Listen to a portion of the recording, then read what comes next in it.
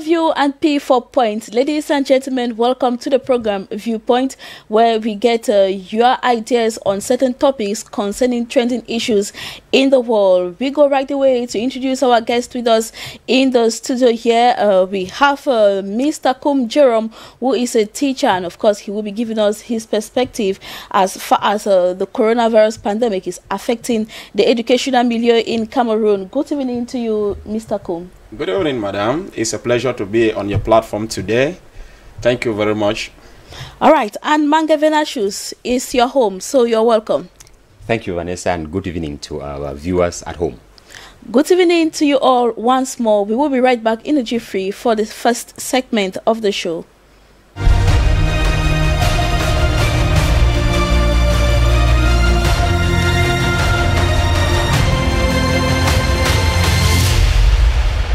Welcome back. It is the yes or no question. I will begin right away with Mr. Kum. The first question goes thus.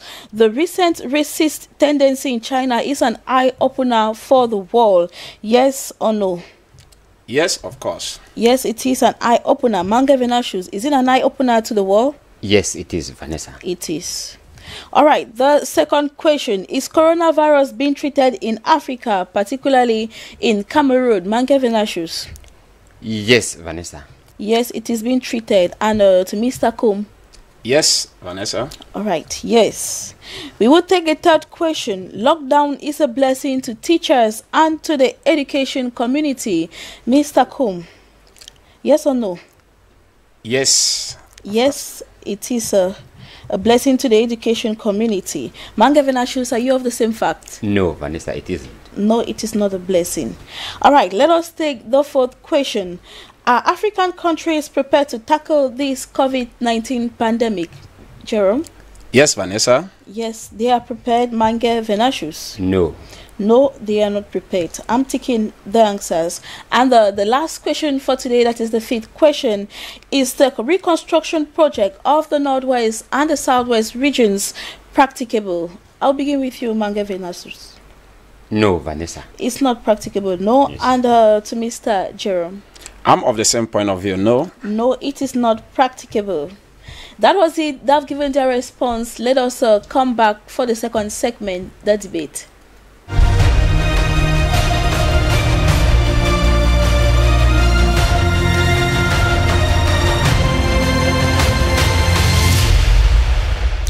The recent racist tendency, like the xenophobia acts that has been carried out in China last week, we asked the question whether it is an eye-opener to the world, and Mr. Kum says yes, it is an eye-opener to the world. So what actually justifies your point? Yeah, it is really an eye-opener for the world, especially Africa, because it has proven to us that most of the things that these Chinese, especially the white race, they do, they are just like pretenders. Why? I quite remember a few weeks ago, China like sent some support in terms of material, personnel, and even finances to some African countries in the hope to fight the COVID-19 pandemic. But out of my greatest dismay, when I was watching at the media, I discovered that the same people who were pretending to be helping their fellow human beings are chasing them out of their homes. Something that really baffled me, and it caused me to have a great insight to discover their agenda. Are they really friendly? And the question I asked myself, can you love a country, per se, Cameroon, and then you hate Cameroonians? Because this is exactly what is happening and going on in China. And to our African brothers and sisters, it is a call for concern, an eye-opener for us to discover the agenda, the plan of the white man, especially Chinese, against us. What I have to say is, now is the time for us, Africans, to unite, to come together and discover who really we are. We are valuable.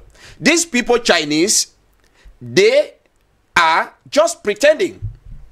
They come after maybe our resources for their personal interests, and they, in what we call, they come in sheep clothing, whereas right inside of them, they are devouring wolves. They are tearing us apart, but they mask themselves in other clothing. So it is really an eye-opening. I will call the average African to really see what the real Chinese, their plans, their aims, and their mission is. They are not out to help Africans in any way. All right. Thank you very much, Mr. Kum, for your contribution. Mange Venasius, you supported the fact. In the video footage, we saw how some students, they said they were students, they were being pulled, and some of them, when they went to hotels, they were being refused access into those hotels. But this morning, another communique came out from the Ministry of Foreign Affairs of China. He disclaimed the fact that no Africans are not being maltreated there in China. Actually, Vanessa, you know, he is a diplomat and he has no other, you know, he cannot come out with any other thing than to say that that is not what is happening. When that, I saw the video myself, and what I was asking was, can we say that this was a you know, that this video that is circulating on social media, was it produced to tarnish the image of China? I don't think so. It was a reality, and this diplomat had to do everything he has to do to make sure that he, you know, present a clean face of China to the world. But like Mr. Kum said, I think this is high time that Africans generally and the world at large should be able to discover that when it comes to going out, let us not simply go out because we think that the best thing can come only from outside of Africa. We have everything here in Africa. We have everything here in Cameroon that we want. Let us stay back in our country, in our continent, and we would be able to build our continent, our country. I think that what is happening, Vanessa, they say a friend in need is a friend indeed. This is a very crucial moment that any other person, you know, the situation out there in China, in Europe, is in America is actually critical this time. And when it comes to saying that you maltreat somebody now, sending them out into the street, it becomes a lamentable situation, because at that very particular moment, what do they do? What do you expect them to do? So I think Africans who are there, the world at large, should see that the humanitarian face of China that they want to present. Remember, China sent doctors to Italy, to France, to Britain. Remember, China sent some gift, like Mr. Kum said, to Africa. Those gifts were just a smoked screen, whereas the reality, their real color. Remember, China is a communist country. They still have this background of communism within them. And besides that, those tendencies of, you know, that communist tendency cannot simply go out from them. So all right, Mange Venasius, in their comments this morning, it's read that it's the US that is trying to sabotage the Chinese relationship with African nations. That is what they say, but we think it happened in China. It happened in their soil. What did the authorities in China, what did they do? If they came out, you know, to defend Cameroonians, we would have understood. I remember the ambassador, Nigerian ambassador to China, Cameroon ambassador to China, and some other African ambassadors out there in China. They actually asked the Chinese Minister of Interior to explain why why African students are being maltreated. I remember the ambassador of Nigeria to China. He asked a question: when you confiscate Nigerian passport, you have confiscated Nigeria. That was what he was saying. And besides that, they are being sent out, they are being harassed and forced to be tested for COVID-19. And others say they are testing the vaccine for this coronavirus on them forcefully. I think World Health Organization standard do not believe that you don't force somebody to take any medication against his will. So I think that the world should see what is happening, and it is already late. We expected the World Health Organization to react. We expected the UN to react to what is happening in China, Vanessa. All right, let us take the second question. Is coronavirus being treated in Africa, particularly in Cameroon? Mr. Kum, let us get your point on that. You said it's being treated in Africa. Given that in Cameroon, we're talking of about 12 patients that have recovered. And so we begin to ask ourselves the question, how did that happen? Is it that there is an official cure to that, or they just recovered because their immune system is strong enough to resist the virus? Thank you very much, Vanessa. the coronavirus pandemic is treated in Africa, to my own point of view, because according to the statistics, a host or a handful of persons have been recovered from the deadly virus, and I believe the Africans have what they have not yet discovered. The treatment for this pandemic is real and feasible in Africa through our own traditional medicines, herbs, and others.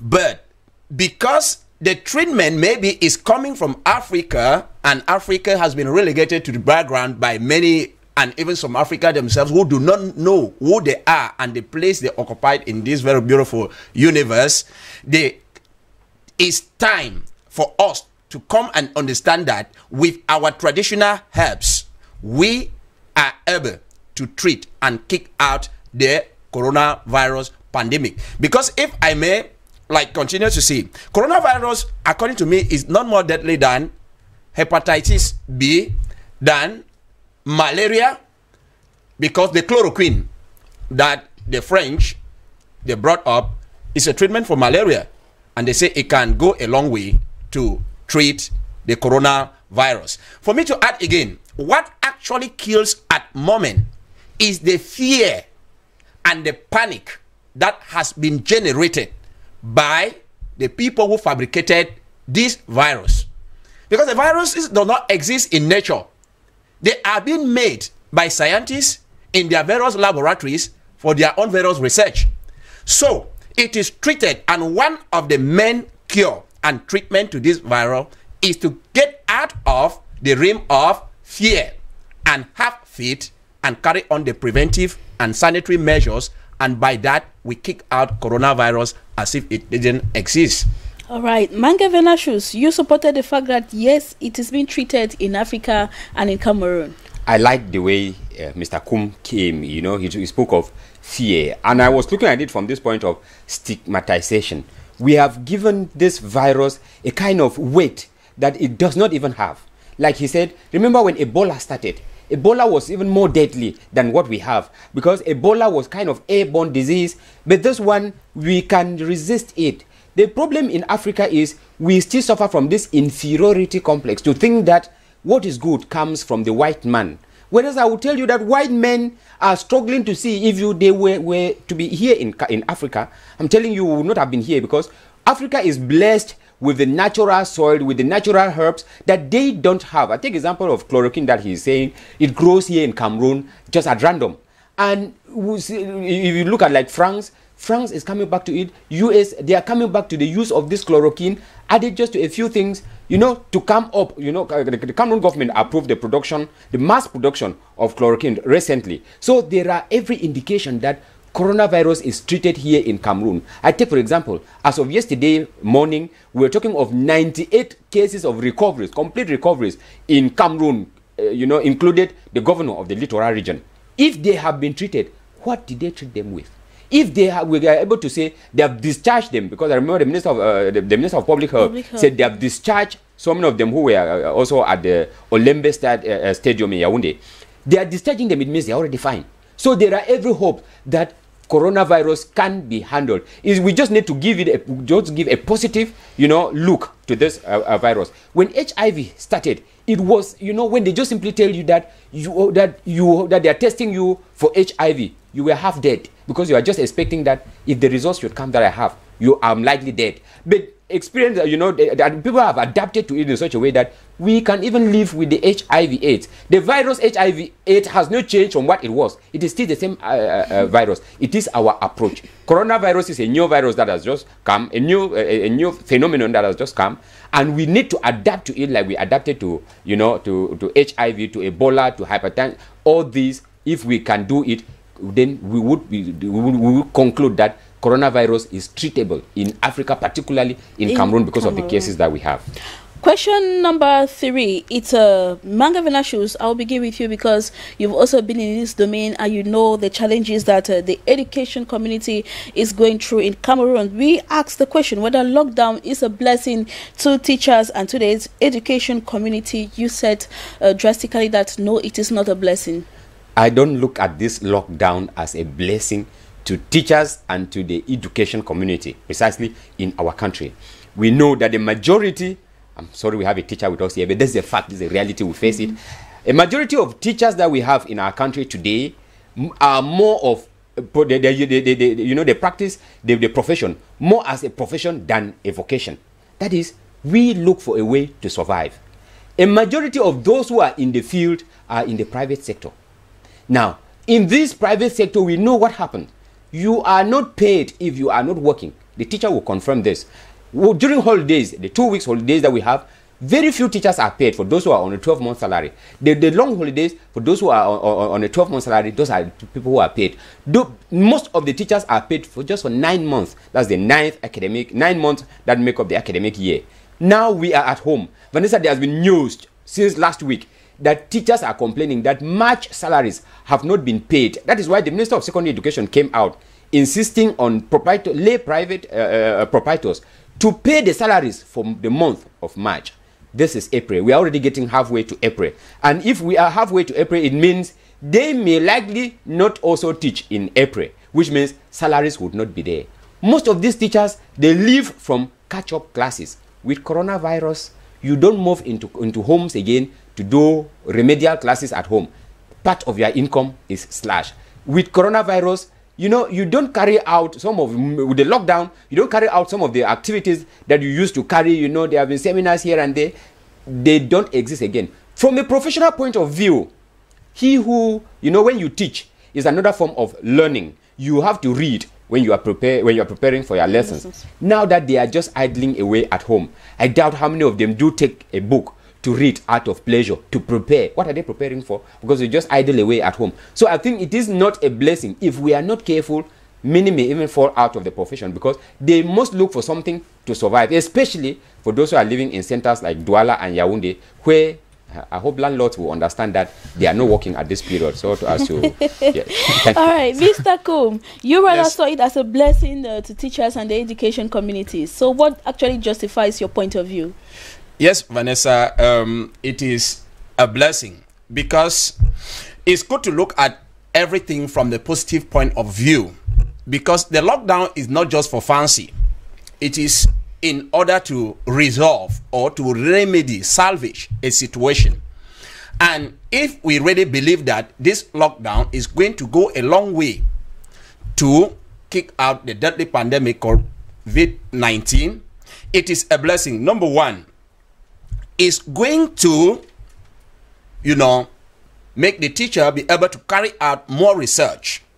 And by carrying out more research, you will add more value to yourself. That is, you improve on your existing knowledge by being indoors. All things being equal in the sense that the stakeholders, proprietors, and owners of schools, they will continue to pay this teacher, which is a nightmare in most of the schools in Cameroon. Now, somebody like Esther Boserop said, necessity is the mother of invention. We have to look for a way to survive, but not deviating from the question. It is, a blessing, because I only knew of e-learning, that it was possible for the higher education university student. But because of COVID-19, primary school kids in some rural schools in Douala and Yaoundé are undertaking this. What is the advantage in it? It enables them to be acquainted with their IT skills. And we know the world is moving towards this for evolution. As some people even, related the COVID-19 issue to be something that is behind the 5G. So when they are indoors, one, research, two, improve their skills and add value to themselves. So I believe that the teacher will come out stronger after this lockdown and move him to a very higher dimension, my point of view. All right, let us enter into question 4. Ladies and gentlemen, do not forget that you're watching Viewpoint on the DBS television, and of course every day from Monday to Friday 7 p.m. you will be having it on your screen. Question number 4, I will continue with you, Mr. Kum. Are African countries prepared to tackle this COVID-19 pandemic? You said yes, they are prepared. Yes, I would say they are prepared because a lot of measures have been taken by these African countries in order to tackle this global pandemic. In Cameroon, like in other African countries, measures have been put in place to curb and reduce the spread of this pandemic. It may not be the same in all other countries, because of our differences or because of our diversities. Maybe what is being used in the US to curb this pandemic may not be the same in Cameroon, may not be the same in Nigeria for some different reason. For example, if we say complete lockdown in Cameroon, as some people, they cry out, it may not favor somebody who depend or who survive on a daily basis. But I know, as I've been following up information, that there is no African country that haven't taken some positive steps in order to curb this pandemic. It differs. Some country, we may only say, okay, this country is providing, allowances to its citizens in order to curb the pandemic.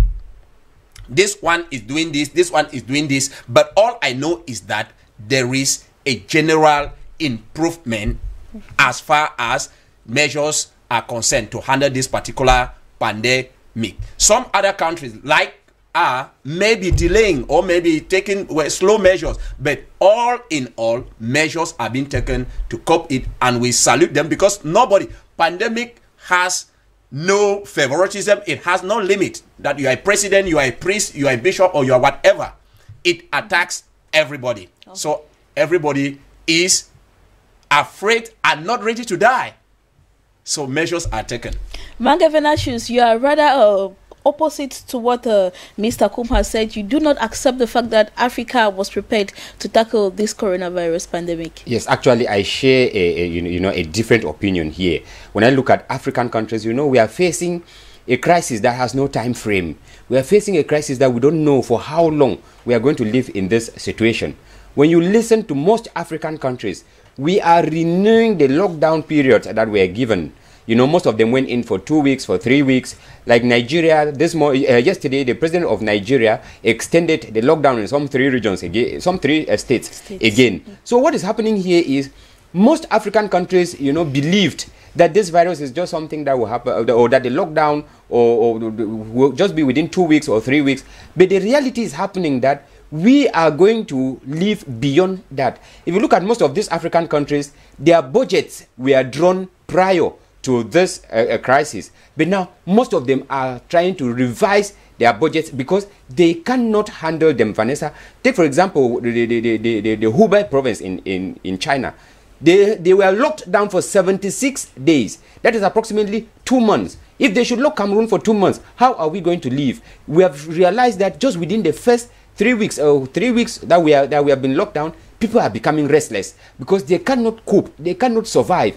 In South Africa, there has been a war when people have been coming out to insist that no, we want to go about our daily activity, because man is not used to call it African. We are not used to being tied down to sit in the house from morning till. We are not used to such actions. So most countries, they underestimated how long this virus would look like. That's why most of them are revising their strategies. We are trying to adapt to it, and it is not going at all. That is why, as of yesterday, there is no country in Africa that has registered any drop in the level of in the level of cases. Most of the countries are experiencing an increase in the number of contaminated cases. So we may be thinking like the World Health Organization Director General once said, Africa should be expecting the worst. So we have not reached the peak of this virus. We are still expecting maybe to climb as much as Western countries are. So for now, I don't think that we are prepared. Look at the economy of Africa. If we should give another 1 month now,